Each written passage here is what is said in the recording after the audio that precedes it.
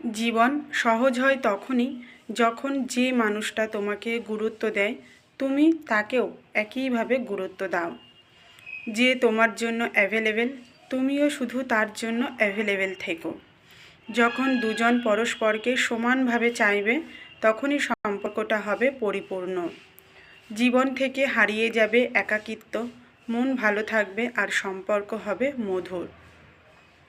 কিন্তু যে মানুষটা নিজের সুবিধা মতো চলে, তোমাকে সময় দেয় না আর তুমি তার জন্য নিজেকে উজাড় করে দাও, সে মানুষ শুধু তোমায় যন্ত্রণা দেবে, অভিযোগ জানাতে পারবে না, কারণ সেই পরিস্থিতি নামের এক সুন্দর অজুহাতে সব বুঝিয়ে দেবে। কিন্তু তোমার মনটাকে বোঝাবে কে? মনে রেখো, অ্যাভেলেবেল থেকো শুধু তার জন্য যে তোমাকে সত্যিই চায়, যে তোমার মতোই তোমার জন্য সময় রাখে।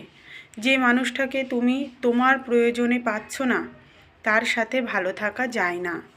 ভালোবাসা মানে শুধু নিজে ভালো থাকা নয়, অপর পাশের মানুষটিও ভালো আছে কি না সেটা নিয়েও ভাবা উচিত।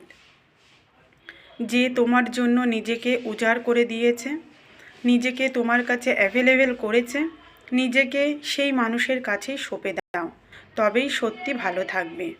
আর যে তোমাকে দূরে সরিয়ে রাখে, নিজেকে সামলে নিজের মতো চলে, তার জন্য তোমার সময়, তোমার মন, তোমার মূল্যবান অনুভূতি ব্যয় করো না।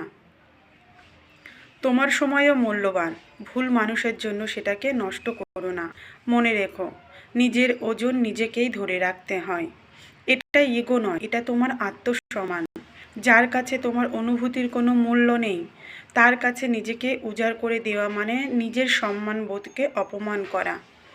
এটাই হচ্ছে বড় দুর্বলতা আর সবচেয়ে বড় বোকামি।